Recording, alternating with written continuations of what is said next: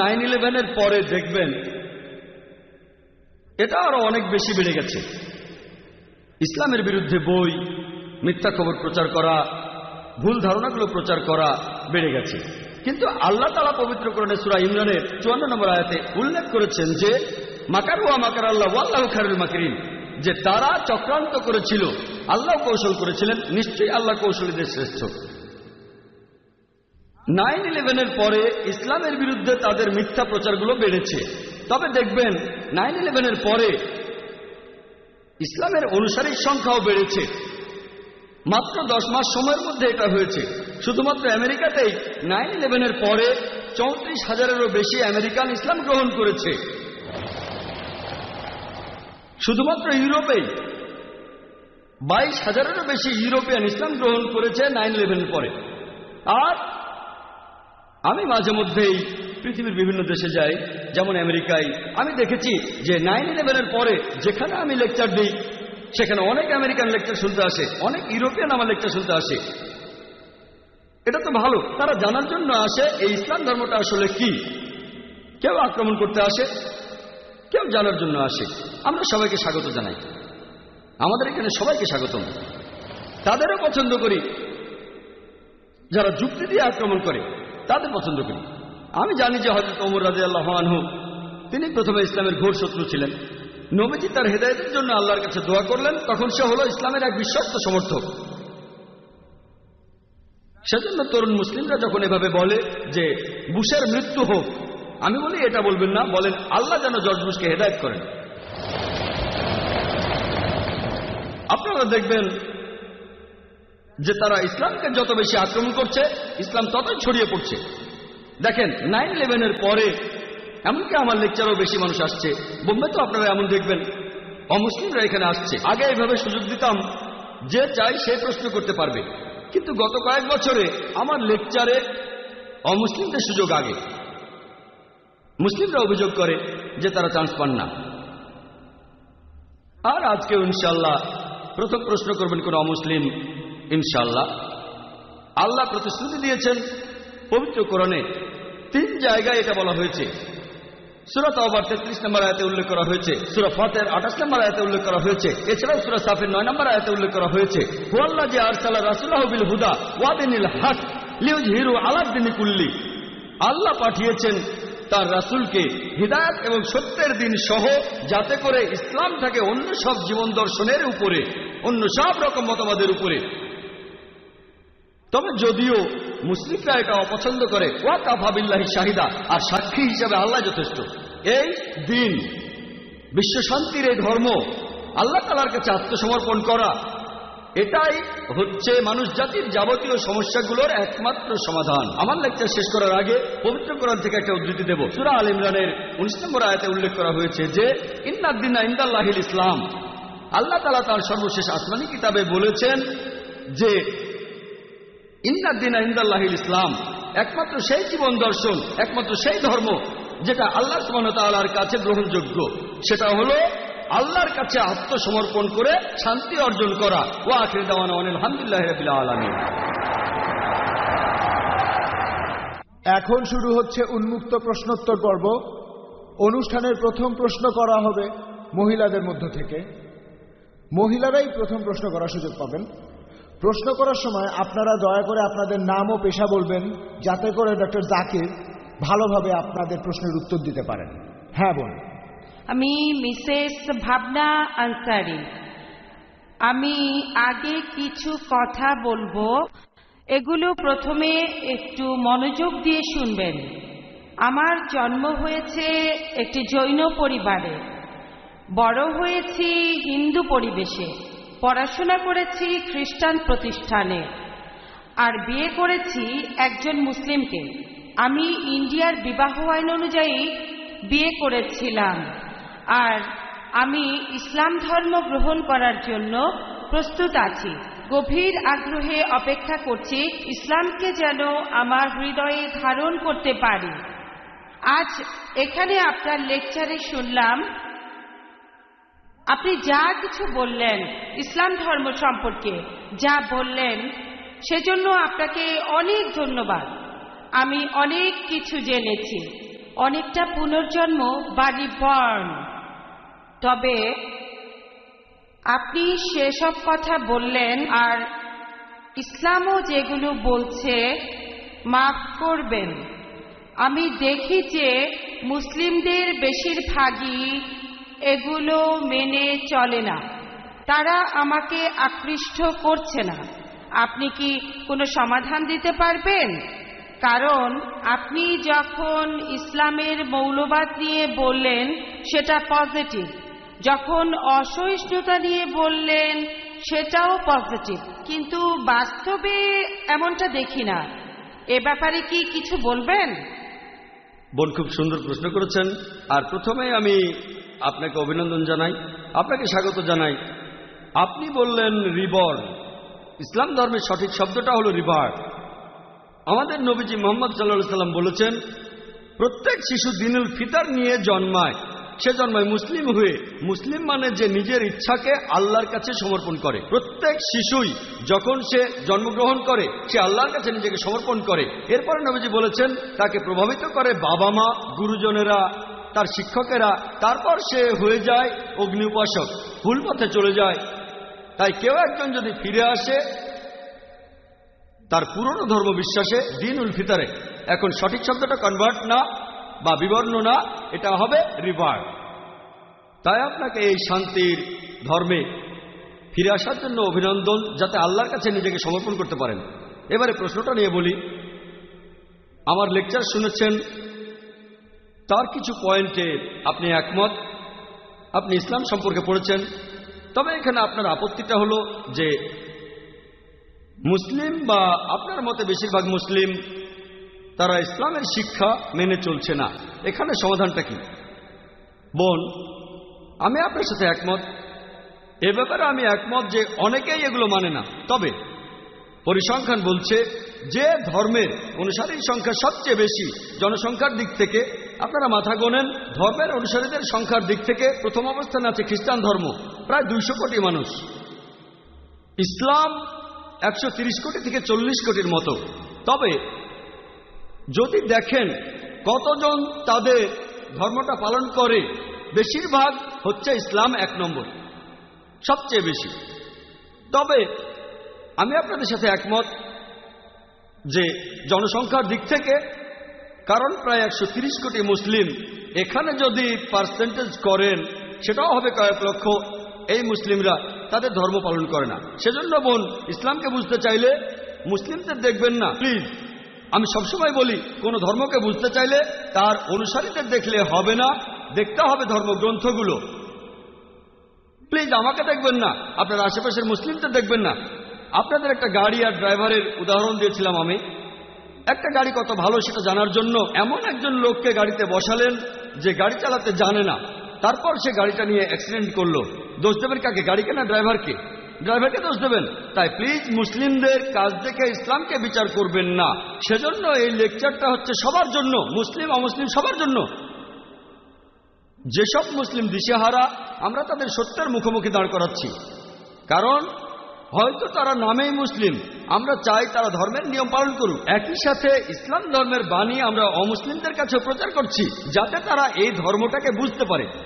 তারপর ধরেন আপনি জন্মেছেন হতে পারে জৈন পরিবারে, আপনার চারপাশে অনেক মুসলিম ছিল, বিয়ে করেছেন মুসলিমকে। হয়তো আজকে আমার লেকচার শোনার পর, ইসলাম সম্পর্কে জানার পর আপনি এই বিশ্বাসে ফিরে আসবেন। আপনি আরো বললেন যে আপনার ক্ষেত্রে তখন শুধু নাম রাখার জন্য আপনার নামের পরে আনসারি লিখেছেন, কিন্তু এখন আপনি এই বিশ্বাসে ফিরে এসেছেন। সেজন্য অভিনন্দন জানাই। আর প্লিজ বোন, যদি কোনো মুসলিমকে দেখে ইসলামকে বুঝতে চান, সেরা দৃষ্টান্ত হচ্ছে আমাদের নবীজি মুহাম্মদ সাল্লাল্লাহু আলাইহি সাল্লাম। এই পবিত্র কোরআন আর নবীজির কথাগুলো এখানে মানুষ জাতির সব সমস্যার সমাধান। মুসলিমদের দেখবেন না, কিছু মুসলিম ধর্ম পালন করে আর কিছু মুসলিম ধর্ম পালন করে না। তাই দেখবেন এই পবিত্র কোরআন বুঝে পড়েন, মেনে চলেন, ইনশাল্লাহ আপনি ইহকালে শান্তিতে থাকবেন আর পরকালেও শান্তি পাবেন ইনশাআল্লাহ। আপনাকে অনেক ধন্যবাদ। বোন, আপনাকে অনেক ধন্যবাদ। হ্যাঁ ভাই। স্যার, আমার নাম প্রফেসর শেঠি। আমি পেশা একজন ইঞ্জিনিয়ার। এছাড়া আমি শিক্ষকতাও করে থাকি। আল্লাহর রহমতে অঙ্কে আমার মাথা খুব ভালো। প্রথমেই আমি আপনার জ্ঞানের প্রশংসা করছি, প্রার্থনা করি আল্লাহ যেন আপনাকে দীর্ঘায়ু করেন। আর এখানকার সব মুসলিমকে ধন্যবাদ জানাই আমাকে প্রশ্ন করার সুযোগ দেওয়ার জন্য। স্যার, আমি ভগবদ গীতা পড়েছি, আমি রামায়ণ পড়েছি। যেহেতু আমি হিন্দু, আমি মাঝে মধ্যে মন্দিরেও যাই। তবে আমার ভগ্নিপতি একজন মুসলিম, তার কোরআনটা নিয়ে আমি 2 বার পড়েছি।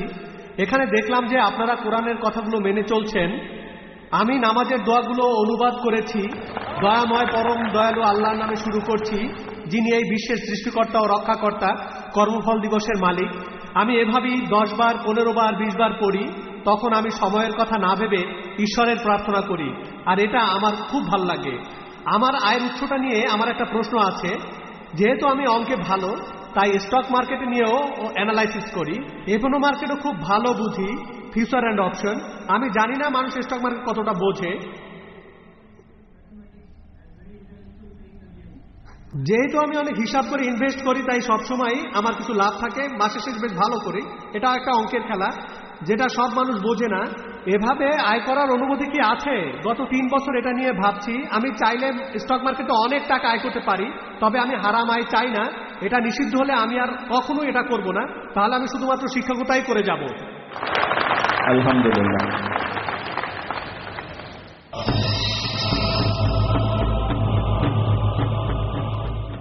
স্যার, আমার নাম প্রফেসর শেঠি।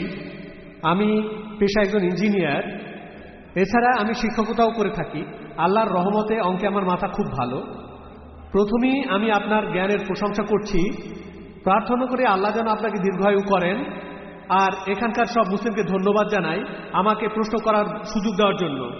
স্যার, আমি ভগবদ গীতা পড়েছি, আমি রামায়ণ পড়েছি। যেহেতু আমি হিন্দু, আমি মাঝে মধ্যে মন্দিরেও যাই। তবে আমার ভগ্নিপতি একজন মুসলিম, তার কোরআনটা নিয়ে আমি 2 বার পড়েছি। এখানে দেখলাম যে আপনারা কোরআনের কথাগুলো মেনে চলছেন। আমি নামাজের দোয়াগুলো অনুবাদ করেছি।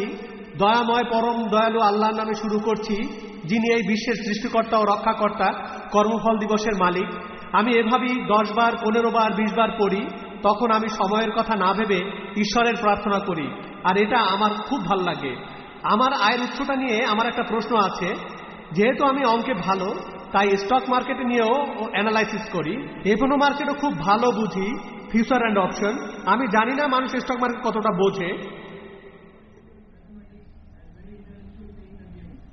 যেহেতু আমি অনেক হিসাব করে ইনভেস্ট করি, তাই সবসময় আমার কিছু লাভ থাকে। মাসে শেষ বেশ ভালো করি। এটা একটা অঙ্কের খেলা, যেটা সব মানুষ বোঝে না। এভাবে আয় করার অনুমতি কি আছে? গত 3 বছর এটা নিয়ে ভাবছি। আমি চাইলে স্টক মার্কেটে অনেক টাকা আয় করতে পারি, তবে আমি হারাম আয় চাই না। এটা নিষিদ্ধ হলে আমি আর কখনো এটা করব না। তাহলে আমি শুধুমাত্র শিক্ষকতাই করে যাব।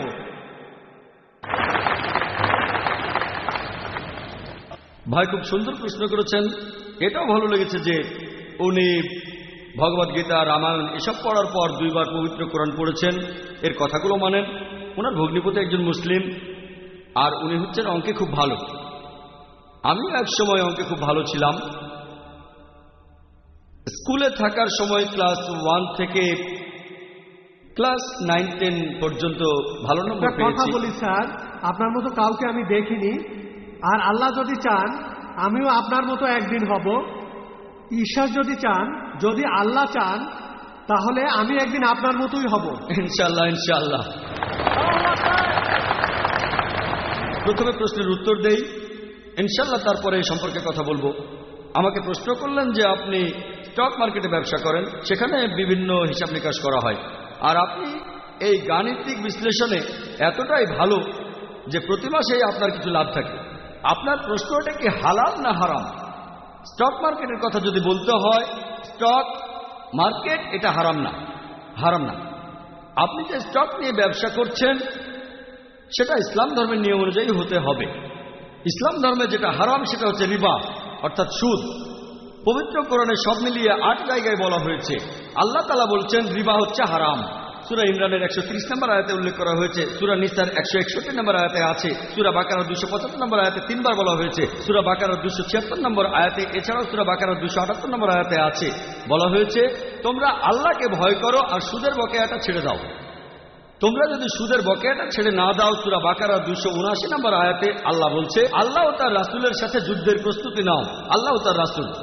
তাহলে সুদের কারবার করা হারাম। তবে শেয়ার মার্কেট, এখানে ইসলামের কিছুটা নিয়ম মেনে চলা হয়, সেখানে লাভ বা ক্ষতি হতে পারে। শেয়ার মার্কেটে ব্যাংক থেকে লোন দেওয়ার ব্যাপারে আমরা তখন অংশীদার হই, কারণ ব্যাংকিং সিস্টেমে ধনী লোক আরো ধনী হয়, গরিব মানুষ আরো গরিব। এভাবে সমাজে নতুন কালচার দেখা, যেমন মেয়েদের টিজ করা, তারপর বিভিন্ন জুয়ার আখড়া, মদ খাওয়ার বার।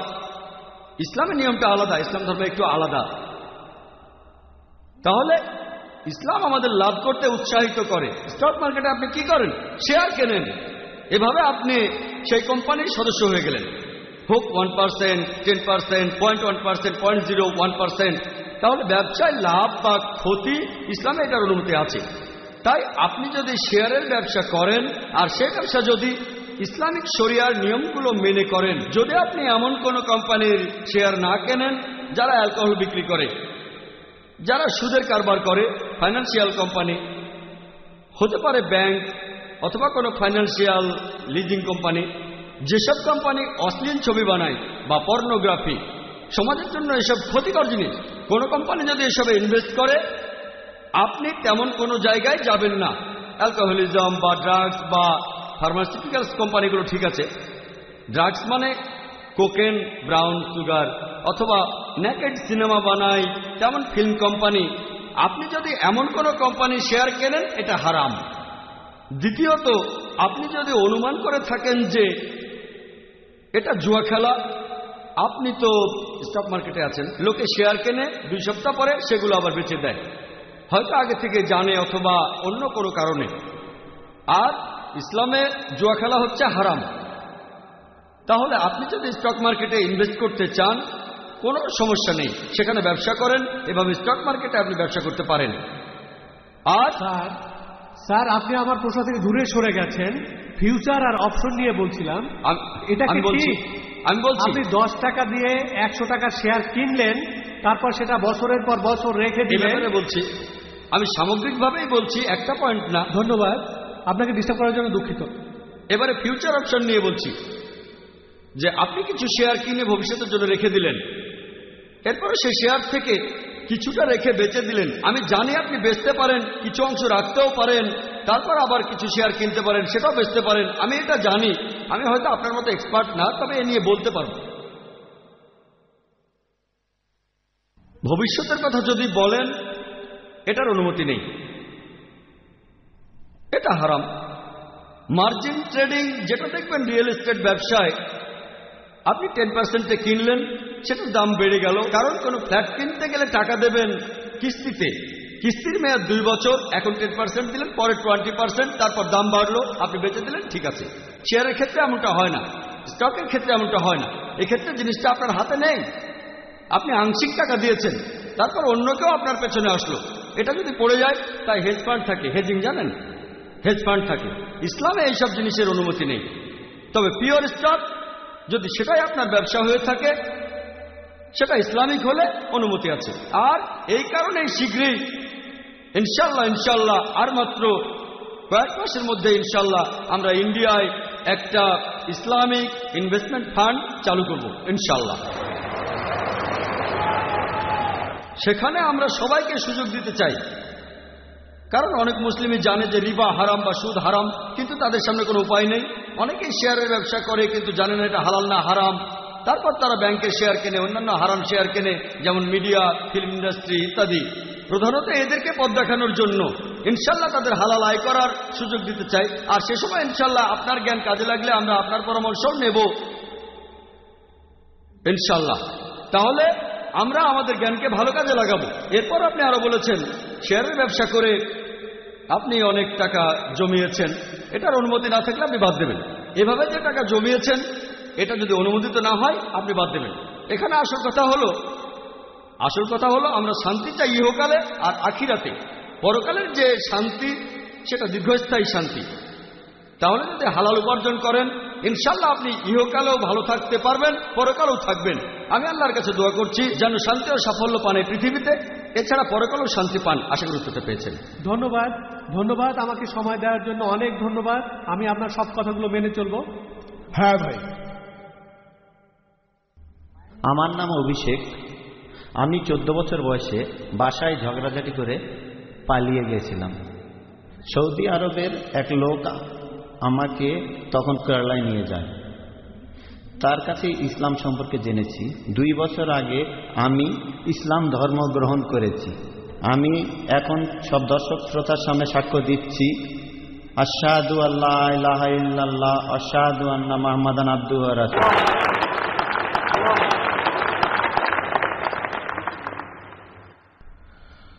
আপনার প্রশ্নটা, আপনি কি কোনো প্রশ্ন করবেন? না স্যার। ডক্টর জাকির কিছু বলবেন? হ্যাঁ ভাই, আপনাকে অভিনন্দন জানাই, আপনাকে স্বাগত জানাই এই শান্তির ধর্মে। আর আপনিও সাক্ষী দিতে পারেন যে সৌদিরা তরবারি ব্যবহার করেনি। আপনাকে কি জোরজবস্তি করা হয়েছিল? না। জোরজবস্তি না। বা বন্দুক? না, আমি স্বেচ্ছায় মাশাআল্লাহ। মুসলিম হয়েছি। মাশাআল্লাহ, উনি স্বেচ্ছায় মুসলিম হয়েছেন। আপনাকে কোরআনের একটা অনুবাদ দিতে চাই। আপনি কি স্টেজে আসবেন? আমি পেয়েছি। আপনি একটা পেয়েছেন, খুব ভালো, মাশাআল্লাহ। আমি এখানে প্রথম লেকচার দিয়েছিলাম 8 দিন আগে। সেদিন এক বোন ইসলাম গ্রহণ করেছিলেন। আমি তার চেহারাটা দেখতে পাইনি। আমি শুধু বাম দিকের মাইকের প্রশ্নকারী চেহারাটা দেখতে পাই, বাম দিকের মাইক আর কাউকে দেখতে পাই না। প্রথম দিনের সেই মহিলাকেও আমি দেখিনি। আর শনিবারে IBS এ প্রশ্ন করলো গোয়েন্দারা যে সেই মহিলা কোথায়। বললাম আমি তো তাকে চিনি না। আপনারা হয়তো টিভিতে তাকে দেখেছেন, এখানে অনেক মানুষ আছেন, টেলিভিশনে দেখলে হয়তো সেই মহিলাকে আপনারা দেখতে পারেন। আপনি এখানে সাক্ষ্য দিতে পারেন যে আপনাকে জবরদস্তি করা হয়নি। এখানে জবরদস্তি করা যায় না, মুসলিম বানানো যায় না। স্বেচ্ছায় করলে হতে পারে।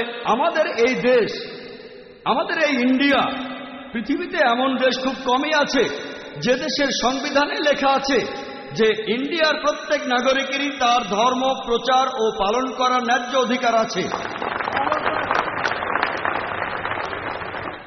এটা গণতান্ত্রিক দেশ।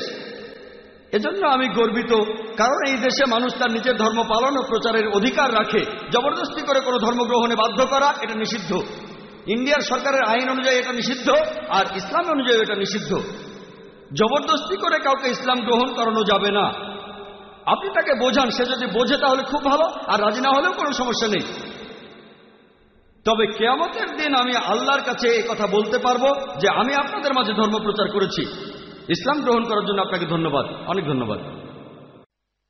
এবারের প্রশ্ন মহিলাদের মধ্যে থেকে। গুড ইভিনিং স্যার, আমি ডক্টর পূজা, পেশায় ফিজিওথেরাপিস্ট। স্যার, আপনি আপনার লেকচারে এই কথাগুলো বলেছিলেন, আমি সেগুলো আরেকবার বলছি। আপনি বলেছেন যে সব মুসলিম যদি চরমপন্থী হয় তাহলে মানুষের সমস্যাগুলোর সমাধান হবে। আমি ছোট একটা কারেকশন করেছি, আপনার চাইতে আমি অনেক ছোট, সেজন্য ক্ষমা চাইছি।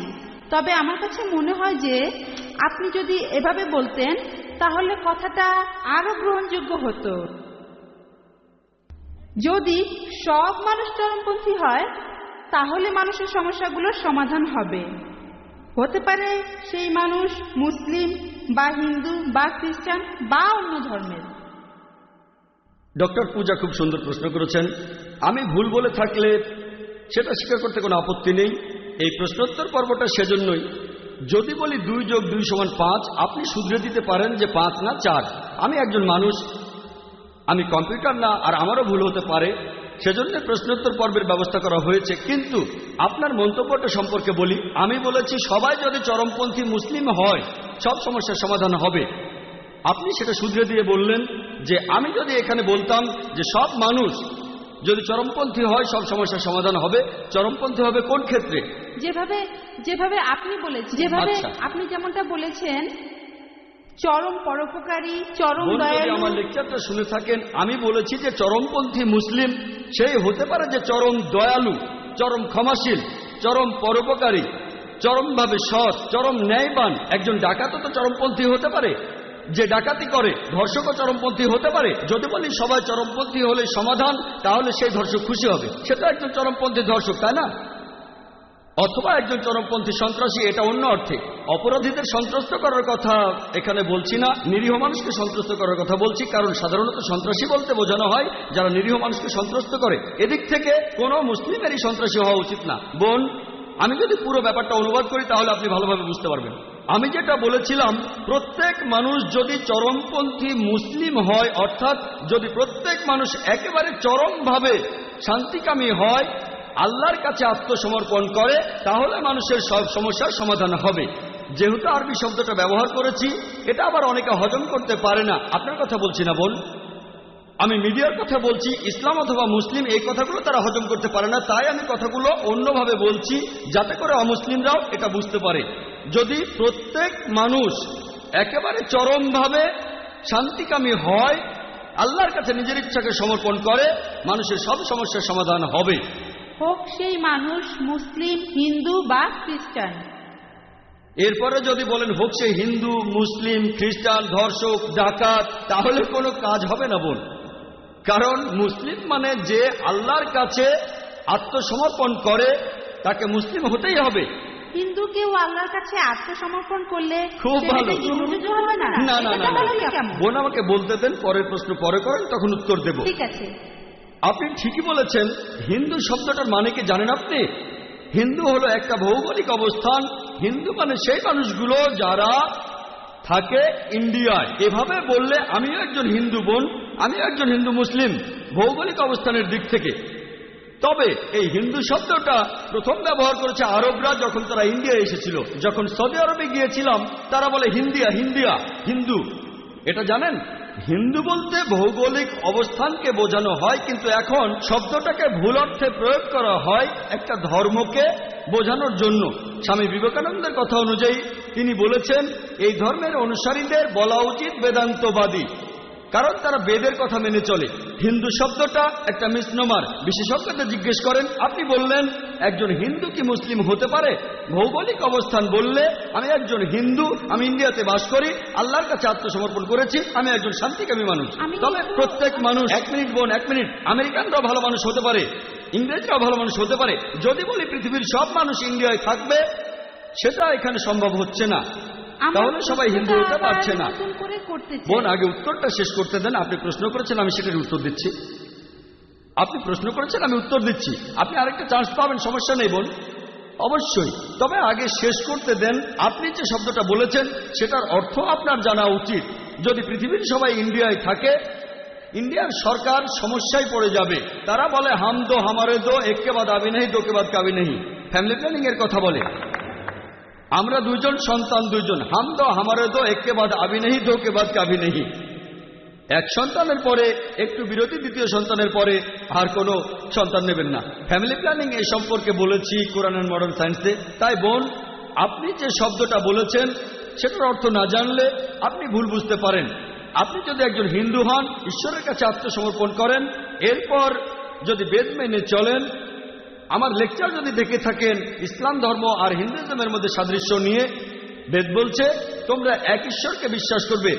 যদি বেদের কথা মানেন, উপনিষদে উল্লেখ আছে, ছান্দোগ্য উপনিষদ 6 নম্বর অধ্যায়ের 2 অনুচ্ছেদের 1 নম্বর পরিচ্ছেদে বলা হয়েছে যে এক কাম এবি দ্বিতীয়াম, ঈশ্বর কেবলমাত্র একজন, দ্বিতীয় কেউ নেই। বেদে উল্লেখ করা হয়েছে, যজুর্বেদের 32 নম্বর অধ্যায়ের 3 অনুচ্ছেদে আছে, নাতাস্তি প্রতিমা আস্তি, মহান সৃষ্টিকর্তার কোনো প্রতিমা নেই। প্রতিমা মানে ছবি, মূর্তি, ভাস্কর্য, ফটোগ্রাফ। বেদের কথা অনুযায়ী মহান সৃষ্টিকর্তার কোনো ছবি নেই, কোনো ফটোগ্রাফ নেই, কোনো ভাস্কর্য নেই, কোনো মূর্তি নেই।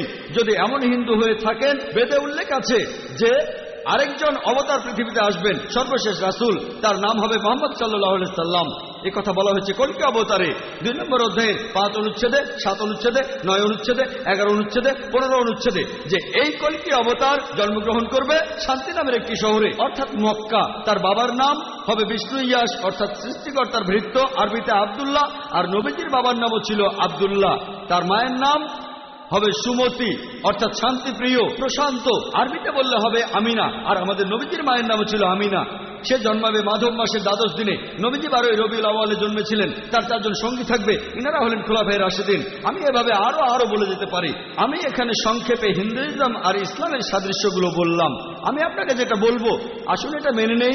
অন্তত একটা বই ঈশ্বর পাঠিয়েছেন। হিন্দুরা বলবে যে বেদ হচ্ছে ঈশ্বরের বাণী, খ্রিস্টানরা বলবে বাইবেল ঈশ্বরের বাণী, মুসলিমরা বলবে কোরআন ঈশ্বরের বাণী। ধর্মগ্রন্থগুলোতে যে কথাগুলো এক, আসল সেই সাদৃশ্যগুলো দেখি। তাআলা ইলা কালিমাতিন সাওয়াইন বাইনানা ওয়া বাইনাকুম, এসো সেই কথা যাহা তোমাদেরও আমাদের মধ্যে এক। এখন যেখানে সাদৃশ্য নেই সেটা নিয়ে এখন লড়াই করব না, পরে কোনো একদিন করব। হ্যাঁ, আসুন আগে আমরা এটা মানি যে সবগুলো ধর্মগ্রন্থ, সবগুলো প্রধান ধর্মগ্রন্থ, হোক সেটা বাইবেল, হোক সেটা বেদ, হোক সেটা কোরআন, হোক পার্সি ধর্মগ্রন্থ, হোক শিখ ধর্মগ্রন্থ, সবাই বলছে ঈশ্বর কেবলমাত্র একজনই।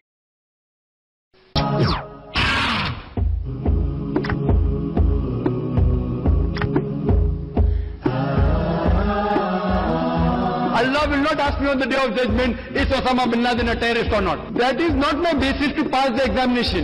That do you agree Saddam Hussein is a terrorist or not?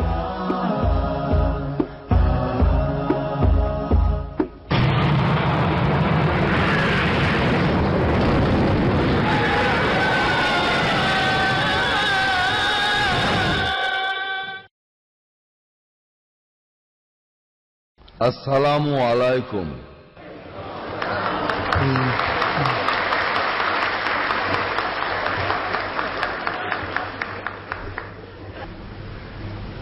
ধর্মীয় স্বাধীনতা একটি মুখ্য বিষয় যুক্তরাষ্ট্রে।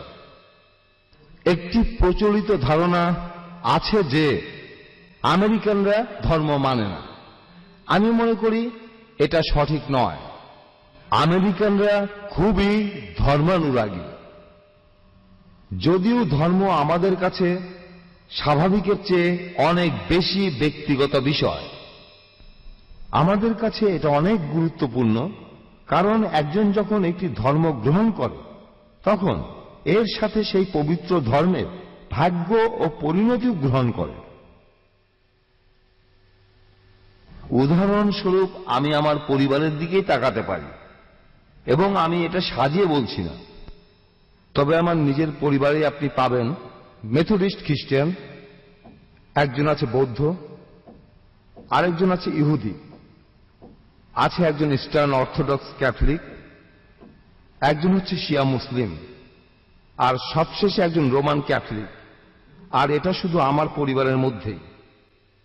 আর আমি আপনাদের বলছি যে বেশিরভাগ আমেরিকান পরিবারেই আপনি দেখতে পাবেন যে এক এক লোক এক এক ধর্ম পালন করছে, আর তারা নিজের ধর্মের ব্যাপারে খুবই আবেগপ্রবণ। এখানে যা দেখলাম, ইন্ডিয়ায় আমি অনেকবার এসেছি, অনেকবার। আমি গিয়েছি লাদাখে, শ্রীনগরে, চেন্নাইতে। দেখেছি যে লড়াইটা যারা ধর্ম মানে আর মানে না তাদের মধ্যে নয়, লড়াইটা আসলে তাদের মধ্যে, যারা সব ধর্মের ব্যাপারেই শ্রদ্ধাশীল আর যারা কোনো ধর্মের ব্যাপারেই শ্রদ্ধাশীল না। ইউনাইটেড স্টেটস বললেই মনে হবে কোকাকোলা, পেপসি, এমটিভি, উপভোগের আরো অনেক সামগ্রীর কথা, যা আপনি উপভোগই করবেন, যেগুলো জীবনে খুব বেশি গুরুত্বপূর্ণ না। তবে আমি আপনাদের বলবো যে আমেরিকা আমাদের এই পৃথিবীকে দিয়েছে সহিষ্ণুতা আর স্বাধীনতা, আর শিখিয়েছে এই সহিষ্ণুতা আর স্বাধীনতাকে শ্রদ্ধা করতে। আমেরিকা চায় পৃথিবীতে ক্ষমতার মধ্যে একটা ভারসাম্য থাকুক, প্রত্যেকটা মানুষ সম্পূর্ণ নিজের মতো করে স্বাধীনতা উপভোগ করুক। আমেরিকা এমন কোন পৃথিবী চায় না যেখানে আমেরিকাই নিয়ন্ত্রণ করবে এবং অন্যের স্বাধীনতা কেড়ে নেবে। বরং আমরা চাই যে আপনি আপনি আপনি আপনারা সবাই আমাদের সাহায্য করবেন ভারসাম্য রক্ষায়, যাতে আমরা এগিয়ে যেতে পারি স্বাধীনতার পথে। আর তাই আমেরিকা চায় এমন একটা পরিবেশ যেখানে আপনি এবং আপনার পাশাপাশি সবাই বেছে নিতে পারবে রাজনৈতিক আর অর্থনৈতিক স্বাধীনতা। আমেরিকার এই দৃষ্টিভঙ্গির পেছনে কোনো রাজনৈতিক উদ্দেশ্য নেই, সবার সামনে ভালো সাজার জন্য না, কারণ এটা সবার জন্য ভালো। এখন ইউনাইটেড স্টেটস বিশ্বাস করে শান্তিতে, যা হোক আমেরিকা আরো বিশ্বাস করে যে সমস্ত পৃথিবীর শান্তি রক্ষা করা উচিত।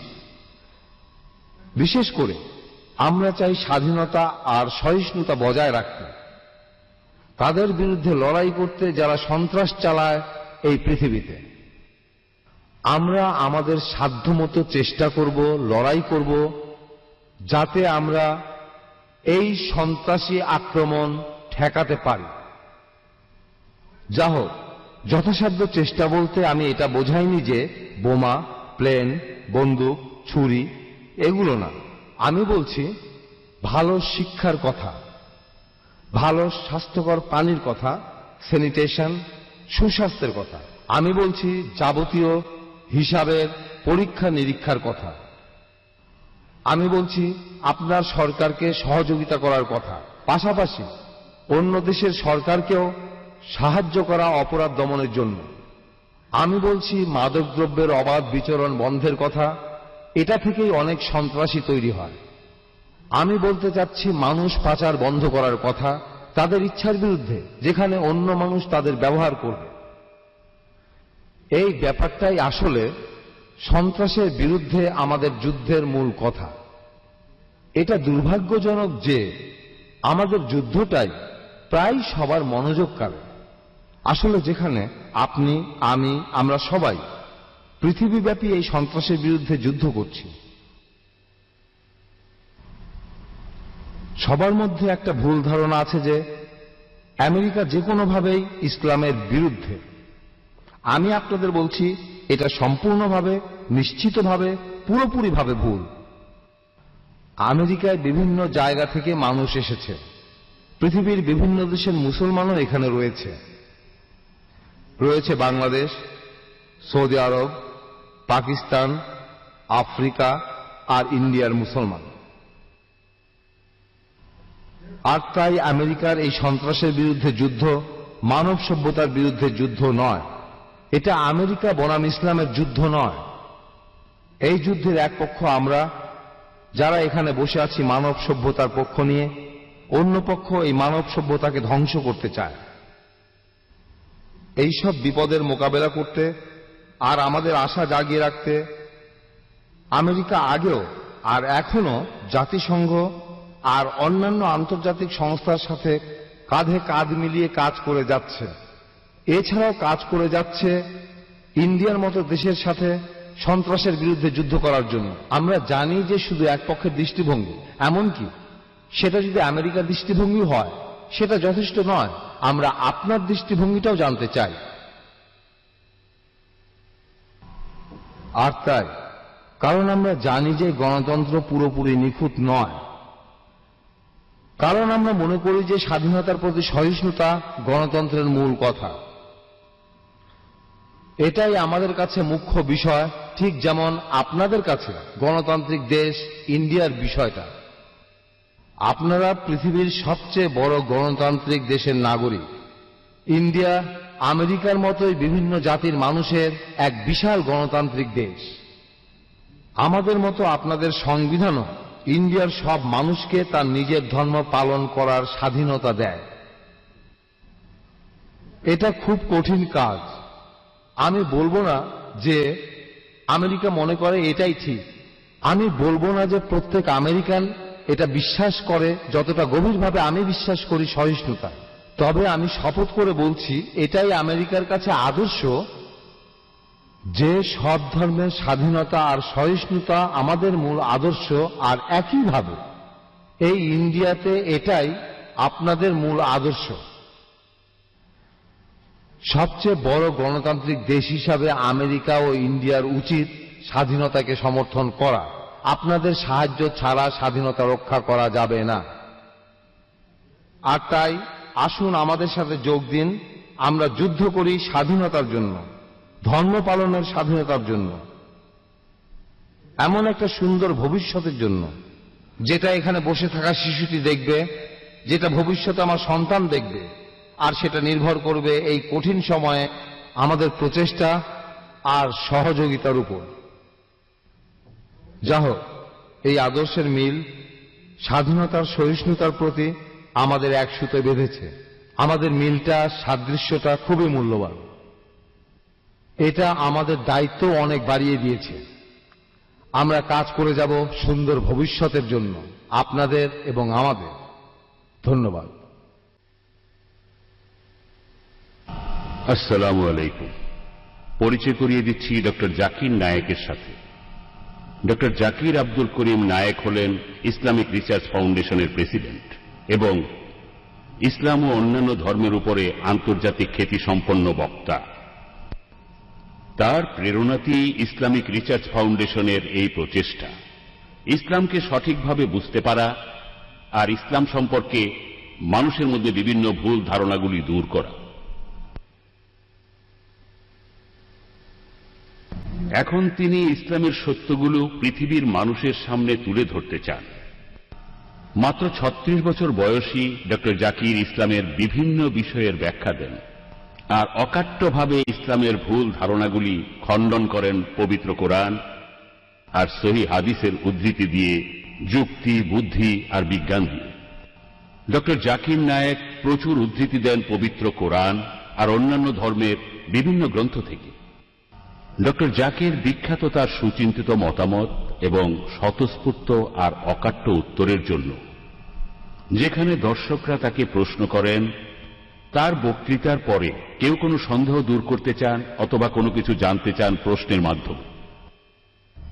তিনি 600-রও বেশি বক্তৃতা দিয়েছেন গত 6 বছরে পৃথিবীর বিভিন্ন দেশে, বিভিন্ন প্রদেশে। তিনি ইসলাম এবং বিভিন্ন ধর্মের উপর অনেক বই লিখেছেন। ধন্যবাদ। আলহামদুলিল্লাহ ওয়াসসালাতু ওয়াসসালাম আলা রাসূলিল্লাহ ওয়া আলা আলিহি ওয়া সাহবিহি আজমাইন, আম্মা বাদ।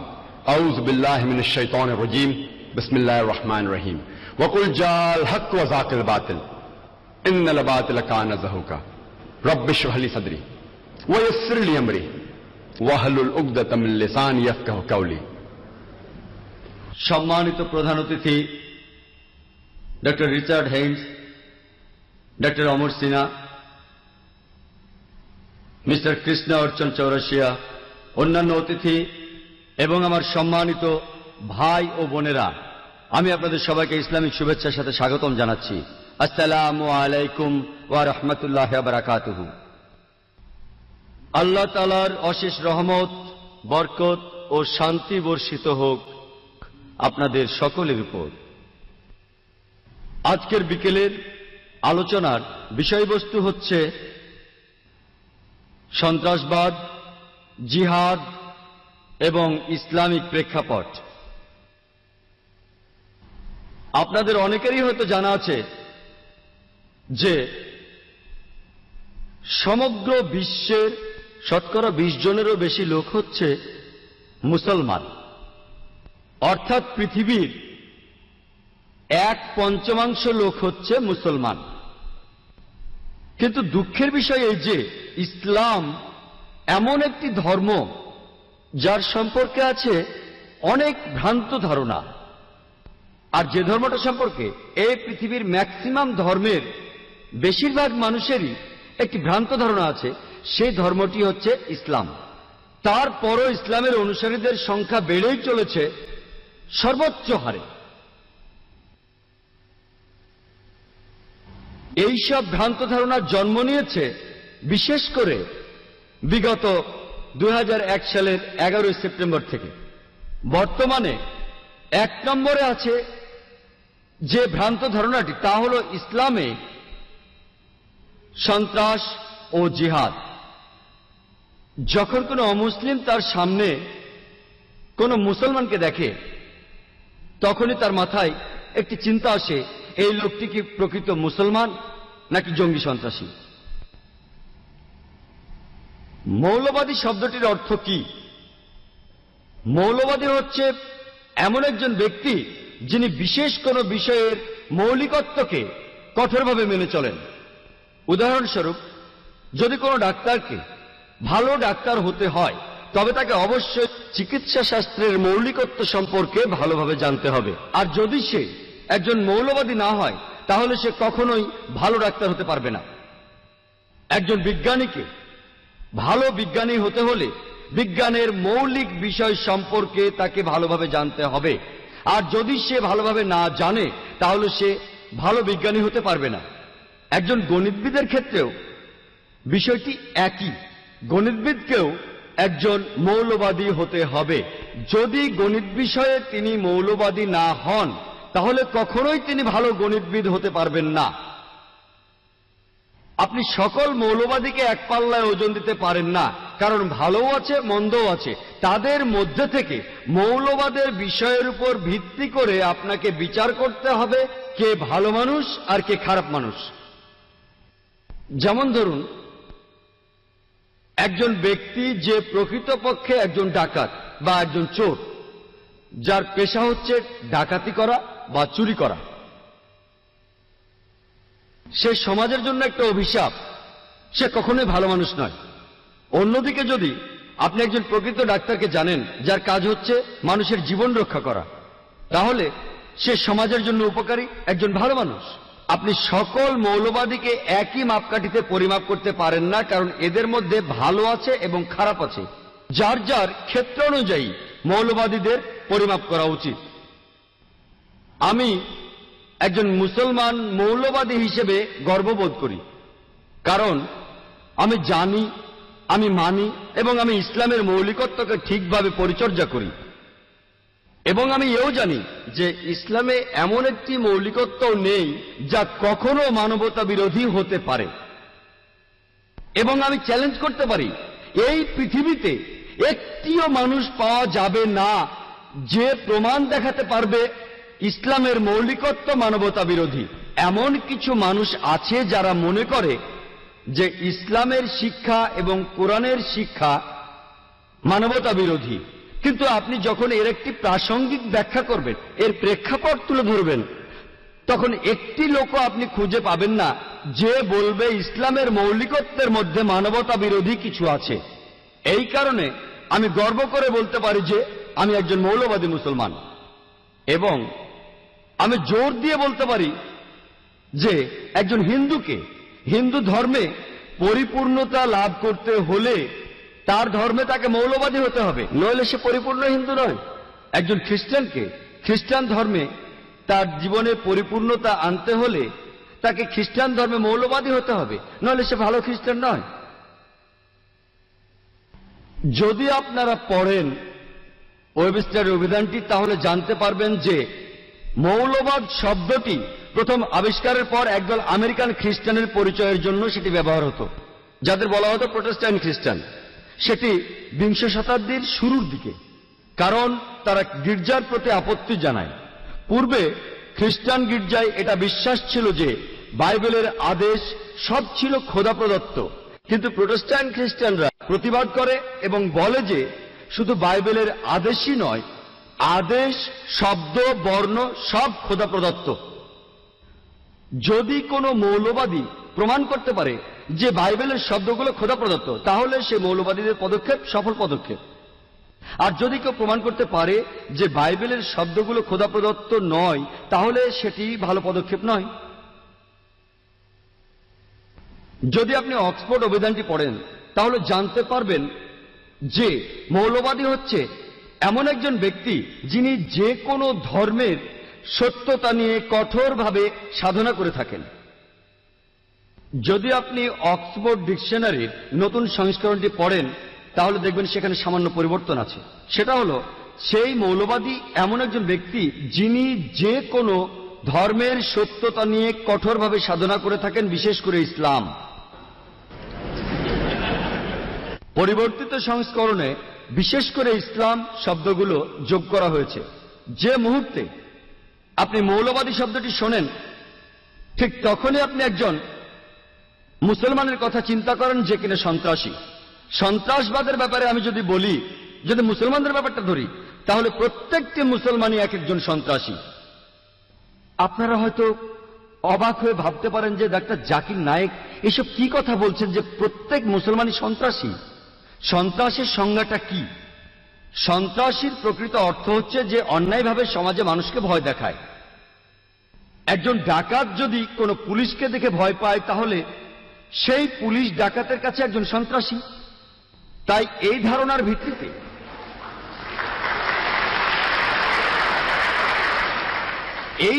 ভিত্তিতে ডাকাতের কাছে প্রতিটি মুসলমানই এক একজন সন্ত্রাসী। যখন একজন ডাকাত মুসলমানকে দেখে তখন সে ভয় পায়, যখন একজন ধর্ষণকারী মুসলমানকে দেখে তখন সে ভয় পায়। এইভাবে প্রতিটি অসামাজিক কার্যকলাপে প্রত্যেকটি মুসলমানের এক একজন সন্ত্রাসী হওয়া উচিত। আমি মনে করি সন্ত্রাসী শব্দটি এমন একজন ব্যক্তির ক্ষেত্রে প্রযোজ্য যে অন্য কোনো নিরীহ ব্যক্তিকে ভয়ভীতি প্রদর্শন করে। এক্ষেত্রে কোনো মুসলমান কোনো নিরীহ ব্যক্তিকে ভয়ভীতি প্রদর্শন করে না। মুসলমানদের উচিত পরিকল্পনা অনুসারে অসামাজিক কাজের বিরুদ্ধে রুখে দাঁড়ানো, এবং বেশিরভাগ ক্ষেত্রে একজন 60 বছর পূর্বে যখন আমরা ব্রিটিশদের দ্বারা শাসিত ছিলাম, যখন তারা ভারতকে শাসন করত, তখন কিছু ভারতবাসী আমাদের স্বাধীনতার জন্য লড়েছিল। এই কতিপয় ভারতবাসী ব্রিটিশ সরকারের কাছে সন্ত্রাসী হিসেবে পরিচিত ছিল, কিন্তু ওই সকল ব্যক্তি আবার সাধারণ ভারতবাসীর কাছে পরিচিত ছিল একজন দেশপ্রেমিক এবং মুক্তিযোদ্ধা হিসেবে। একই ব্যক্তি, একই কর্মকাণ্ড, কিন্তু পরিচয় হচ্ছে দুটো। এক দলের কাছে তাদের পরিচয় হচ্ছে সন্ত্রাসী, আরেক দলের কাছে মুক্তিযোদ্ধা, দেশপ্রেমিক। একই ব্যক্তি, একই কর্মকাণ্ড, পরিচয় হচ্ছে তা দুটো। সুতরাং কোনো ব্যক্তিকে কোনো লেভেলে ফেলতে হলে আপনাকে খুঁজে বের করতে হবে যে সেই ব্যক্তিকে ওই লেভেলে ফেলার কারণটা কি। যদি আপনি একমত হন ব্রিটিশ সরকারের সাথে যে ব্রিটিশদের এই ভারত শাসন করা উচিত, তাহলে আপনি ওই ব্যক্তিদের সন্ত্রাসী বলতেই পারেন। কিন্তু আপনি যদি একমত হন ভারতবাসীর সাথে যে ব্রিটিশরা ভারতে এসেছিল শুধু ব্যবসা করতে, শাসন করতে নয়, তাহলে ওই ব্যক্তিদের আপনি বলবেন মুক্তিযোদ্ধা। দেখুন, একই ব্যক্তি, একই কর্মকাণ্ড, পরিচয় হচ্ছে তা দুটো। এখন আমি আপনাদের কাছে একজনের নাম বলবো, তিনি নেলসন ম্যান্ডেলা, যিনি রাষ্ট্রপতি ছিলেন নতুন স্বাধীন দক্ষিণ আফ্রিকার।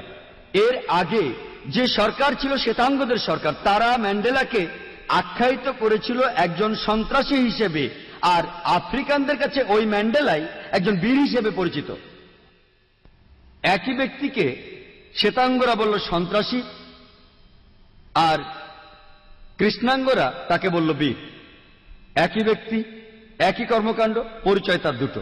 যদি আপনি একমত হন দক্ষিণ আফ্রিকার শ্বেতাঙ্গ সরকারের সাথে যে আপনার গায়ের রং আপনাকে সর্বশ্রেষ্ঠ করেছে এবং আপনার গায়ের রংটি হচ্ছে সাদা, তাহলে আপনি নেলসন ম্যান্ডেলাকে এই পৃথিবীর শ্রেষ্ঠ সন্ত্রাসী মনে করতে পারেন।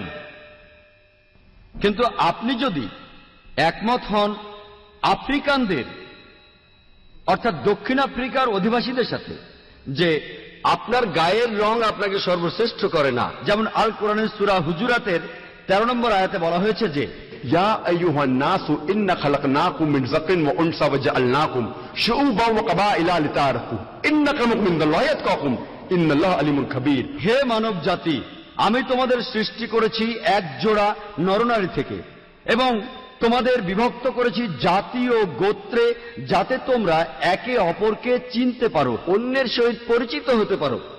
এবং আল্লাহ তাআলার চোখে সবচেয়ে সম্মানিত ব্যক্তি হলেন মুত্তাকি। আল্লাহ মানুষের বর্ণ, লিঙ্গ, সম্পদের উপর বিচার করেন না, বিচার করেন তাকওয়ার উপর। এটা হলো নিরপেক্ষতা, ধর্মতান্ত্রিকতা এবং খোদার প্রতি সচেতনতা। আপনি যদি কোরআনের সাথে একমত হন এবং যেভাবে আমাদের মহানবী সাল্লাল্লাহু আলাইহি ওয়াসাল্লাম বিদায় হজ্জের সময় বলেছিলেন যে আজ থেকে সমস্ত ভেদাভেদ শেষ হয়ে গেল, তিনি বলেন অনারবদের কাছে আরবরা শ্রেষ্ঠ নয়, আরবদের কাছে অনারবরা শ্রেষ্ঠ নয়, শ্বেতাঙ্গদের কাছে কৃষ্ণাঙ্গরা শ্রেষ্ঠ নয়, কৃষ্ণাঙ্গদের কাছে শ্বেতাঙ্গরা শ্রেষ্ঠ নয়, একমাত্র নৈতিক মূল্যবোধ ছাড়া। তাই যদি আপনি কোরআনের দৃষ্টি এবং আমাদের প্রিয় নবী হযরত মুহাম্মদ সাল্লাল্লাহু আলাইহি সাল্লামের সঙ্গে একমত হন, তাহলে আপনি ম্যান্ডেলাকে সন্ত্রাসী না বলে এমন একজন ব্যক্তি হিসেবে আখ্যায়িত করবেন যে তার অধিকারের জন্য লড়াই করেছে। তাই কোনো ব্যক্তি যদি আরেক ব্যক্তিকে কোনো স্তরে ভাগ করতে চায়, তবে তাকে অবশ্যই এর যথাযথ কারণ দেখাতে হবে। ইসলামে আলোচিত ভুল ধারণাগুলোর মধ্যে দ্বিতীয় আলোচ্য বিষয়টি হচ্ছে জিহাদ, এবং জিহাদের অর্থ সম্বন্ধে শুধুমাত্র অমুসলমানদের মাঝে নয়, এমনকি মুসলমানদের মাঝেও ভুল ধারণা আছে। বেশিরভাগ মানুষই মুসলমান হোক আর অমুসলমানই হোক, তারা মনে করে যে কোন মুসলমান যুদ্ধ করুক, যে কোনো যুদ্ধ যে কোনো কারণেই করুক না কেন, সেটা যে কোনো ব্যক্তিগত ব্যাপারে হতে পারে, রাজনৈতিক ব্যাপারে হতে পারে, দেশের ব্যাপারে হতে পারে, ভাষাগত ব্যাপারে হতে পারে, যে কোনো কারণে মুসলমান যুদ্ধ করলেই সেটা হলো জেহাদ। অমুসলমানরা এবং এমনকি মুসলমানরাও একটি ভুল করে যে কোনো মুসলমান যুদ্ধ করলেই তাকে নাম দেয় জিহাদ। এই জিহাদ শব্দটি এসেছে আরবি শব্দ জাহাদা থেকে, যার মানে চেষ্টা করা, যার মানে পরিশ্রম করা, যার মানে উদ্যমী হওয়া। এবং ইসলামিক অভিধান অনুযায়ী জিহাদ শব্দটির অর্থ কারো অসৎ প্রবৃত্তির বিরুদ্ধে সর্বশক্তি দিয়ে লড়াই করা। জিহাদের অর্থ হল চেষ্টা করা, সমাজের উন্নতি করা। এর মানে যুদ্ধক্ষেত্রে যুদ্ধ করে আত্মরক্ষা করাকেও বোঝায় এবং এর অর্থ অন্যায় এবং অত্যাচারের বিরুদ্ধে লড়াই করা। জিহাদ যে মূল শব্দ জাহাদা থেকে এসেছে তার অর্থ পরিশ্রম করা, তার অর্থ চেষ্টা করা। উদাহরণস্বরূপ, যদি কোনো ছাত্র চেষ্টা করে পরীক্ষায় পাশ করার জন্য, তাহলে তাকে আরবিতে বলে সে জিহাদ করছে, সে চেষ্টা করছে, পরীক্ষায় পাশের জন্য সে পরিশ্রম করছে।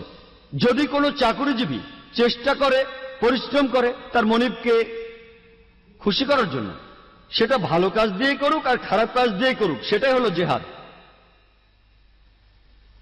একজন চাকুরিজীবী তার সর্বশক্তি দিয়ে তার মালিককে খুশি করার জন্য চেষ্টা করে যাচ্ছে, সেটাই হচ্ছে জিহাদ। জিহাদ মানে সর্বশক্তি দিয়ে চেষ্টা করা। কোন রাজনীতিবিদ যদি চেষ্টা করে ভোট পাওয়ার জন্য, সেটা ভালোভাবেই হোক আর খারাপভাবেই হোক, সেটাকেই বলা হচ্ছে আরবিতে জিহাদ। জিহাদ সম্পর্কে আরো একটি ভুল ধারণা মানুষের মধ্যে আছে।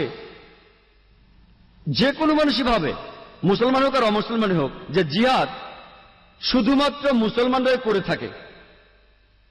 মূলত কোরআনের বাণীতে আল্লাহ সুবহানাহু ওয়া তাআলা বলেছেন যে অমুসলমানেরাও জিহাদ করে। পবিত্র কোরআনের সূরা লোকমানের 14 নম্বর আয়াতে উল্লেখ করা আছে যে আমি মানবজাতিকে তাদের পিতামাতার প্রতি সহানুভূতিশীল থাকার নির্দেশ দিয়েছি, ঠিক যেভাবে তাদের মা অনেক যন্ত্রণা পেয়ে জন্ম দিয়েছেন এবং বছরের পর বছর লালন পালন করেছেন। এরপর সূরা লোকমানের 15 নম্বর আয়াতে উল্লেখ করা হয়েছে যে কিন্তু যদি তারা চেষ্টা করে, মানে তোমাদের পিতামাতা যদি চেষ্টা করে, তোমাদের চাপ দেয় অন্য কারো ইবাদত করার জন্য আল্লাহ ছাড়া, মানে আল্লাহ ব্যতীত, যাদের সম্পর্কে তোমাদের কোনো ধারণা নেই। কোরআনে আছে যদি তোমাদের পিতামাতা তোমাদের চাপ দেয়, চেষ্টা করে, জিহাদ করে, আল্লাহ ছাড়া অন্য কারো ইবাদত করানোর চেষ্টা করে, তাহলে তাদের অমান্য করো। যেহেতু কোরআনে বলেছে অমুসলিমরাও জিহাদ করে, একই কথা রিপিট হয়েছে পবিত্র কোরআনের সূরা আল কাবুতের 8 নম্বর আয়াতে। বলা হয়েছে মানবজাতিকে নির্দেশ দেওয়া হয়েছে যে তোমাদের পিতামাতা যদি সর্বশক্তিমান আল্লাহ ব্যতীত অন্য কারো ইবাদত করানোর চেষ্টা করে, চাপ সৃষ্টি করে বা জিহাদ করে, যাদের সম্বন্ধে তোমাদের কোনো ধারণা নেই, তবে পিতামাতার আদেশ অমান্য করো, কিন্তু তাদের প্রতি সহানুভূতিশীল থাকো।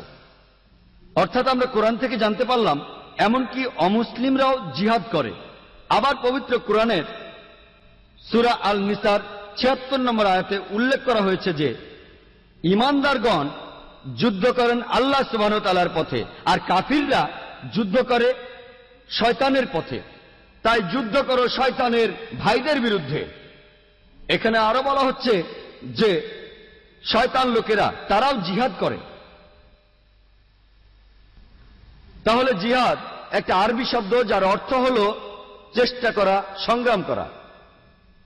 উপযুক্ত কারণে যদি বিশ্বাসীরা তারা আল্লাহর পথে সংগ্রাম করে, তাকে বলা হয় জিহাদ ফি সাবিলিল্লাহ। আর খারাপ লোকেরা তারা সংগ্রাম করে শয়তানের পথে, তাকে বলা হয় জিহাদ ফি সাবি শয়তান। তাহলে জিহাদ দুই প্রকার, ভালো জিহাদ আর খারাপ জিহাদ। সংগ্রাম করা ভালোর জন্য, সংগ্রাম করা খারাপ কিছুর জন্য।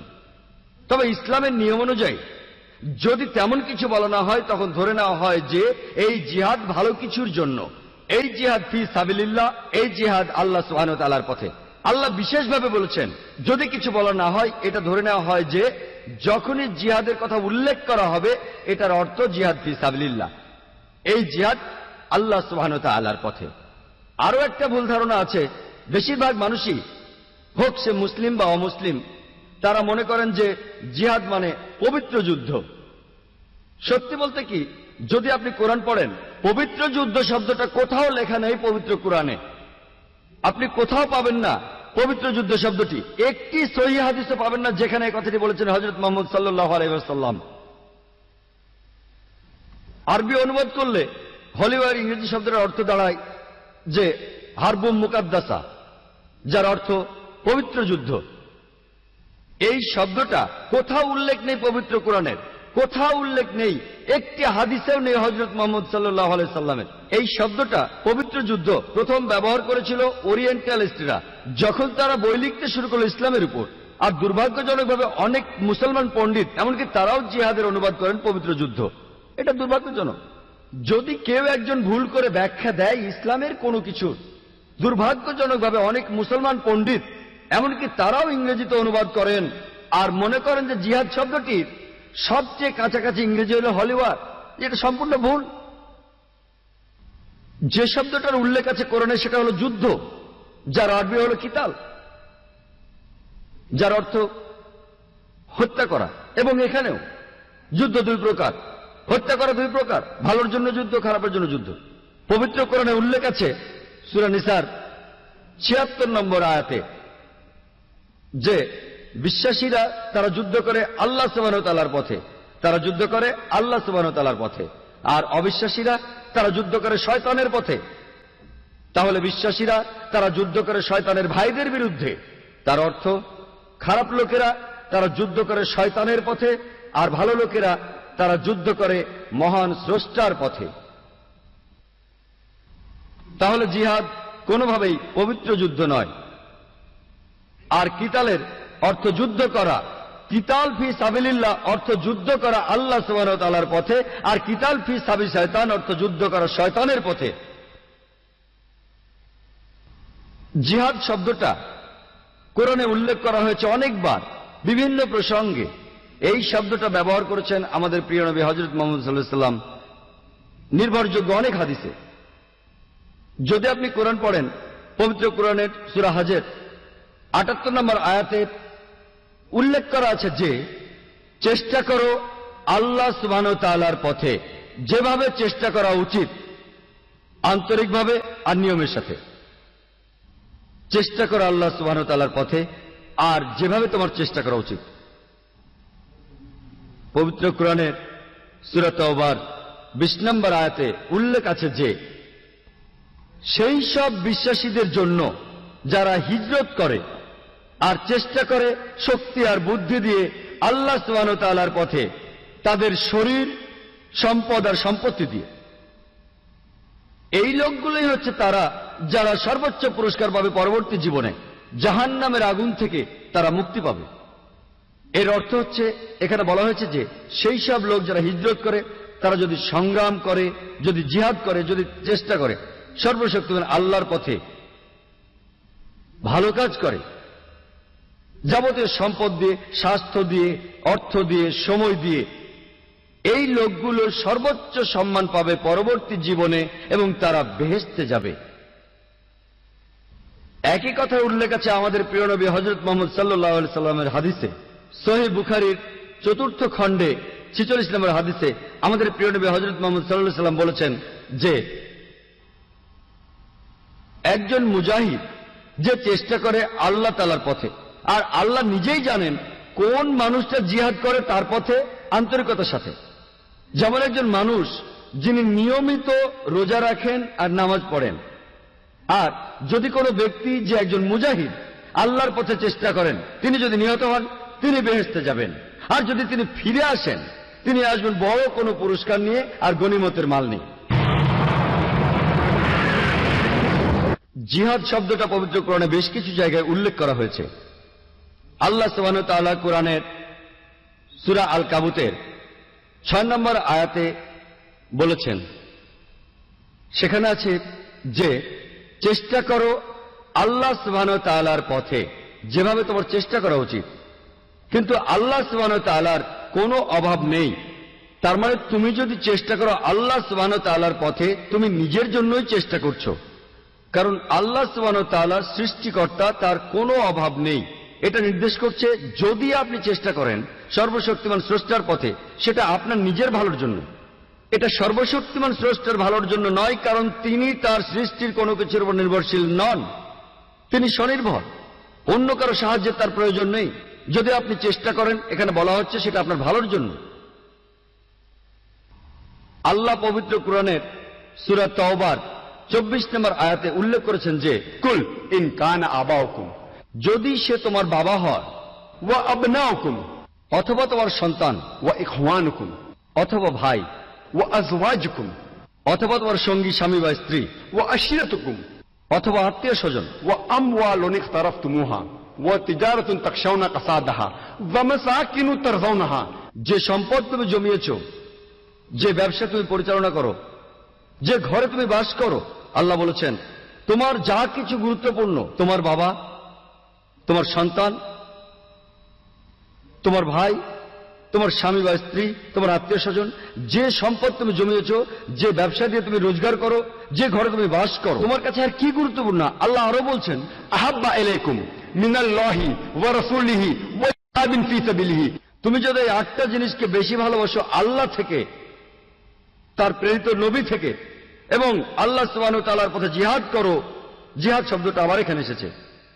বলা হয়েছে যদি তুমি 8টা জিনিসকে বেশি ভালোবাসো সর্বশক্তিমান আল্লাহর থেকে, আল্লাহর প্রেরিত নবী থেকে, আর যদি তুমি জিহাদ করো, যদি সংগ্রাম করো আল্লাহ সুবহানাহু ওয়া তাআলার পথে, তাহলে हत्ता याति अल्लाहु बिअमरी वल्लाहु ला युहिब्बुल फासिकिन অপেক্ষা করো যতক্ষণ আল্লাহ তোমার ব্যাপারে সিদ্ধান্ত না নেন, অপেক্ষা করো যতক্ষণ আল্লাহ তোমাকে ধ্বংস না করেন। वल्लाहु ला युहिब्बुल फासिकिन এবং আল্লাহ ফাসিক লোকদের পথ দেখান না।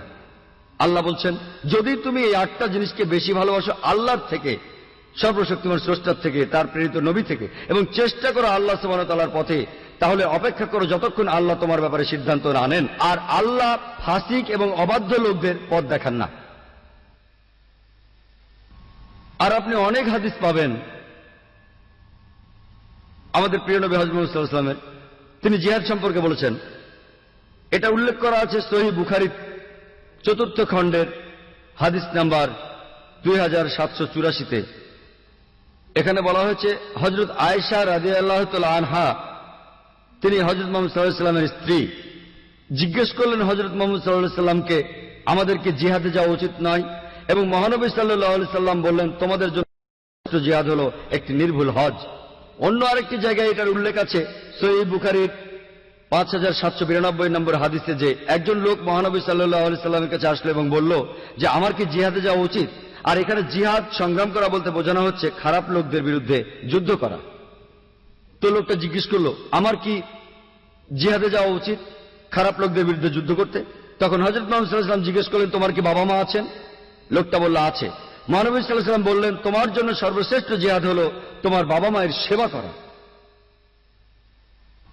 অন্য আরেকটি জায়গায় যেটার উল্লেখ আছে সুনান নিসাইতে হাদিস নাম্বার 4209, যে এক লোক মহানবী সাল্লাল্লাহু আলাইহি ওয়াসাল্লামকে জিজ্ঞেস করলো কোন জিহাদটি সর্বশ্রেষ্ঠ জিহাদ, এবং তিনি বললেন শ্রেষ্ঠ জিহাদ হচ্ছে সেই জিহাদ সব সময় সত্য কথা বলতে হবে অত্যাচারী শাসকের বিরুদ্ধে। এখানে আপনারা দেখলেন যে বিভিন্ন পরিস্থিতির কারণে সর্বশ্রেষ্ঠ জিহাদ, the best type of struggling keeps on differing. কোন সময় মহানবী বলেছেন শ্রেষ্ঠ জিহাদ হলো সঠিক নিয়মে হজ করা, That is the perfect pilgrimage. আরেক জায়গায় মহানবী বলেছেন শ্রেষ্ঠ জিহাদ হলো তোমার বাবা মায়ের সেবা করা। অন্য আরেক জায়গায় মহানবী বলেছেন শ্রেষ্ঠ জিহাদ, শ্রেষ্ঠ সংগ্রাম, শ্রেষ্ঠ প্রচেষ্টা হলো সত্যি কথা বলা অত্যাচারী শাসকের বিরুদ্ধে। এবং প্রিয় নবী মুহাম্মদ সাল্লাল্লাহু আলাইহি ওয়াসাল্লাম বলেছেন, এটার উল্লেখ আছে সহিহ ইবনে হাব্বানে, যে মহানবী বলেছেন একজন মুজাহিদ যে চেষ্টা করে, একজন মুজাহিদ সেই ব্যক্তি যে চেষ্টা করে নিজের বিরুদ্ধে যুদ্ধ করে আল্লাহ সুবহানাহু ওয়া তাআলার কারণে, এবং আরেকজন মুহাজির যে দেশ ত্যাগ করে, হিজরত করে মন্দ থেকে ভালোর দিকে। এখানে আপনি পাবেন যে জিহাদ বিভিন্ন প্রসঙ্গে ব্যবহার করা হয়েছে, আর পরিস্থিতির উপর নির্ভর করে সর্বশ্রেষ্ঠ জিহাদ বিভিন্ন রকম হয়েছে। তাহলে জিহাদ সম্পর্কে ধারণা পেতে গেলে আপনাকে পড়তে হবে ইসলামের ধর্মগ্রন্থগুলি, অর্থাৎ পবিত্র কোরআন এবং সহিহ হাদিস মহানবী সাল্লাল্লাহু আলাইহি সাল্লামের। এবং এখানে আমরা দেখতে পাই পবিত্র কোরআনে আল্লাহ সুবহানাহু ওয়া তাআলা বলছেন সূরা বাকারার 208 নম্বর আয়াতে উল্লেখ করা আছে, বলা হয়েছে যে या अय्युहल्लज़ीना आमनू उदखुलू फिस्सिल्मी काफ़ा, ও তুমি বিশ্বাস করো ইসলামের জগতে প্রবেশ করো সমস্ত অন্তর দিয়ে, এবং অনুসরণ করো না খুতওয়াতুন শয়তান, শয়তানের দেখানো পথ। এখানে আল্লাহ নির্দিষ্ট করে বলেছেন যে ও তুমি বিশ্বাস করো, ও বিশ্বাসীরা অনুসরণ করো না শয়তানের দেখানো পথ। অনেক জায়গায় কোরআন বলছে শয়তানকে অনুসরণ করো না, কিন্তু এখানে আল্লাহ বলছেন অনুসরণ করো না শয়তানের দেখানো পথ। এখানে কি কোনো পার্থক্য আছে শয়তান আর শয়তানের দেখানো পথের মধ্যে? কেন আল্লাহ সুবহানাহু ওয়া তাআলা শব্দগুলি বদলালেন? এটার কারণ হলো কারো যদি সামান্যতম ঈমান থাকে, বিশ্বাস থাকে। উদাহরণস্বরূপ বলা যায়, যদি কোনো যুবতী মেয়ে আসে এবং তাকে বলে যে চলো আমরা রাতে একসাথে থাকি, যেহেতু লোকটার বিশ্বাস আছে তাই সে বলবে না, কখনোই না, এটা সম্পূর্ণ নিষিদ্ধ, এটা গুনাহ এবং সে এটা করবে না। কিন্তু এই একই ব্যক্তি যার সামান্য বিশ্বাস আছে, যদি কোনো যুবতীর ফোন আসে, সে বলবে কোনো ক্ষতি নেই যুবতীর সাথে কথা বললে, তাই সে বারবার ফোনে কথা বলল। কিছুদিন পর সেই মেয়েটি বলল চলো আমরা একসাথে চা খাই বাইরে, আর কিছুদিন পর সে চা খেতে গেল। তখন সে ম্যাকডোনাল্ডসের মতো কোনো হোটেলে যেতে পারে আর ম্যাকডোনাল্ডসেই গেল। কিছুদিন পর তারা যেতে পারে কোনো রেস্টুরেন্টে ডিনার করার জন্য, এবং আর কিছুদিন পর তারা একসঙ্গে রাত কাটাতে পারে একটা হোটেলে। এটাই হলো খুতওয়াতুস শয়তান, শয়তানের দেখানো পথ। শয়তান আর শয়তানের দেখানো পথের মধ্যে পার্থক্য, যদি কোনো শয়তান নিজে কারো সামনে আসে যার বিশ্বাস আছে, সে সঙ্গে সঙ্গে শয়তানকে চিনতে পারবে এবং তার থেকে দূরে থাকবে। কিন্তু যদি শয়তানের দেখানো পথ সামনে আসে, এর মধ্যে আকর্ষণ আছে। শুধু একটা মেয়ের সাথে কথা বললে কি সমস্যা? শুধু একটু চা খেলে কি সমস্যা? কোনো সমস্যা নেই। শুধু ম্যাকডোনাল্ডসে বার্গার খাওয়া, কোনো সমস্যা নেই। শুধু একটু ডিনার করা, কোনো সমস্যা নেই। শুধু একটা রাত থাকা, কোনো সমস্যা নেই। তাই আল্লাহ কোরআনে বলছেন, তিনি আমাদের জন্য পথ নির্দেশ দিয়েছেন, ও তোমরা বিশ্বাস করো, ইসলাম গ্রহণ করো অন্তর দিয়ে। ইয়া আইয়ুহাল্লাযীনা আমানু উদখুলু ফিস-সিলমি কাফা, এবং অনুসরণ করো না খুতওয়াতুশ শয়তান, শয়তানের দেখানো পথ, কারণ সে তোমার জন্য একটি ঘোষিত শত্রু। এবং সর্বশ্রেষ্ঠ উপায়গুলির একটি সর্বশ্রেষ্ঠ জিহাদ, একটি সর্বশ্রেষ্ঠ সংগ্রাম হলো তাদের কাছে সত্যের বাণী নিয়ে যাওয়া যারা এটা সম্পর্কে জানে না। একটি সর্বশ্রেষ্ঠ জিহাদ হলো দাওয়া, পৌঁছে দেওয়া ইসলামের সত্যের বাণী, সত্যকে পৌঁছে দেওয়া তাদের কাছে যারা এটা সম্পর্কে জানে না। এবং আল্লাহ পবিত্র কোরআনে সূরা আল ইমরানের 110 নম্বর আয়াতে উল্লেখ করেছেন যে কুনতুম খায়রা উম্মাতিন উখরিজাত লিন-নাস, ও মুসলমানেরা, তোমরা সমগ্র মানব জাতির মধ্যে সর্বশ্রেষ্ঠ। আল্লাহ আমাদের সম্মান দিয়েছেন এবং বলছেন মানব জাতির মধ্যে শ্রেষ্ঠ। কোন সম্মানই দায়িত্ব ছাড়া আসে না। আল্লাহ আরো বলছেন এবং আমাদের দায়িত্ব দিয়েছেন, তা'মিরুনা বিল মা'রুফ ওয়া তানহাউনা আনিল মুনকার ওয়া তু'মিনুনা বিল্লাহ, কারণ তুমি উৎসাহিত করো ভালো কাজে, নিষেধ করো খারাপ কাজে, আর তুমি আল্লাহকে বিশ্বাস করো।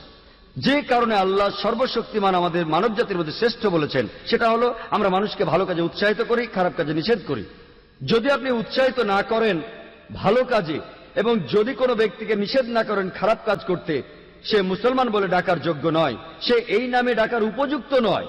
খায়রা উম্মাহ, যারা মানুষের মধ্যে সর্বশ্রেষ্ঠ। তাই যে কারণে আমাদের এই সম্মান দেওয়া হয়েছে তা হলো ভালো কাজে মানুষকে উৎসাহিত করা এবং খারাপ কাজে নিষেধ করা। আর আমি শুরু করেছিলাম পবিত্র কোরআনের একটি আয়াত দিয়ে। সূরা ইসরার 81 নম্বর আয়াতে উল্লেখ আছে যে ওয়াকুল জাল হক ওয়া যাকাল বাতিল ইন্নাল বাতিলা কানা যাহুকা, যখন সত্যকে মিথ্যের মতো শোনায়, মিথ্যে ধ্বংস হয়, কারণ মিথ্যে তার নিজের কারণে নিজে ধ্বংস হতে বাধ্য। এটা একটা কর্তব্য প্রত্যেক মানুষের জন্য। তার উচিত হবে সত্যটা পৌঁছে দেয়া তাদের কাছে যারা এটা সম্পর্কে কিছুই জানে না। এটাই কারণ একটি প্রধান শর্ত, যে কোনো মানুষের বেহেশত পেতে হলে কিছু শর্ত পবিত্র কোরআনে সূরা আল আসরের 1 থেকে 3 নম্বর আয়াতে উল্লেখ করা হয়েছে যে ওয়াল আসর ইন্নাল ইনসানা লাফি খসর ইল্লাল্লাযিনা আমানু ওয়া আমিলুস সলিহাতি ওয়া তাওয়াসাউ বিল হক ওয়া তাওয়াসাউ বিস সবর। সময়ের সাথে সাথে সবকিছুই হারিয়ে যাবে, শুধু থাকবে যাদের বিশ্বাস আছে, যারা ভালো কাজ করে, যারা মানুষকে সত্যের পথে নিয়ে আসে এবং যারা মানুষকে ধৈর্য ও অধ্যবসায়ের পথে নিয়ে আসে। শুধুমাত্র বিশ্বাস আপনাকে বেহেশতে নিয়ে যেতে পারে না, বিশ্বাসের পাশাপাশি আপনাকে ভালো কাজ করতে হবে, মানুষকে সত্যের পথে নিয়ে আসতে হবে এবং মানুষকে ধৈর্য আর অধ্যবসায়ের পথে আনতে হবে। যদি এর কোনো একটি শর্ত পূরণ না হয়, সাধারণ অবস্থায় কোরআনের আয়াত অনুযায়ী আপনি প্রবেশ করতে পারবেন না জান্নাতে, আপনি পাবেন না বেহেশত। এবং আজকে আমরা দেখি যে আন্তর্জাতিক মিডিয়া, হোক সেটা স্যাটেলাইট টিভি চ্যানেল, হোক সেটা খবরের কাগজ, হোক সেটা কোনো ম্যাগাজিন, আপনি দেখবেন যে ইসলামকে তোপের মুখে রাখা হয়েছে। এমনকি ইন্টারনেটেও বহু মিথ্যে খবর আছে ইসলাম সম্পর্কে। এবং আমি ব্যক্তিগতভাবেও রিচার্ড হেন্ডসের মন্তব্যের সাথে একমত, যিনি আমেরিকার কনসাল জেনারেল চেন্নাইতে। তিনি বলেছিলেন যে আমেরিকান জাতি কখনো ইসলামের বিরুদ্ধে নয়। আমি তার সাথে একমত। আমি বেশ কয়েকবার আমেরিকা গিয়েছি। আমেরিকার সমস্ত লোকজন আমি তার সাথে একমত। আমেরিকার সমস্ত লোকজন ইসলামের বিরুদ্ধে নয়। আর একই কথা আমি ইন্ডিয়ান ভাইদের বলছি যে ইন্ডিয়ান হিন্দুরা সবাই ইসলামের বিপক্ষে না, তারা বিপক্ষে না। আমাদের অনেক হিন্দু বন্ধু রয়েছে, কোনো সমস্যা নেই। এটা হতে পারে ছোট্ট একটা দল ইন্ডিয়ানদের, নিজেদের সুবিধার জন্য তারা ইসলামের নিন্দা করে। এটা হতে পারে ছোট্ট একটা দল ইউরোপিয়ানদের, নিজেদের লাভের জন্য তারা চেষ্টা করে ইসলামের নিন্দা করতে, তাদের নিজেদের ব্যক্তিগত কারণ। কিছু মানুষ কারণ তারা ক্ষমতা যেতে চায়। এটা একটা সহজ ভোট ব্যাংক, দুই ধর্মের মানুষকে আলাদা করে রাখা। কিছু মানুষ রাষ্ট্রপ্রধানের ভুলগুলোকে নিয়ে যায় অন্য পথে, তার চিন্তাটাকে অন্যদিকে নিয়ে যায়, অন্য আরেক ঘটনা তৈরি করে ইসলামকে তোপের মুখে রেখে। তাই আমি মেনে নিচ্ছি যে সব মিলিয়ে আমেরিকান জাতি ইসলামের বিপক্ষে না, সব মিলিয়ে ইন্ডিয়ান অমুসলিমরা ইসলামের বিপক্ষে না। এটা শুধুমাত্র হাতে গোনা কয়েকজন, আর এই কটা লোকই মিডিয়াকে কন্ট্রোল করছে।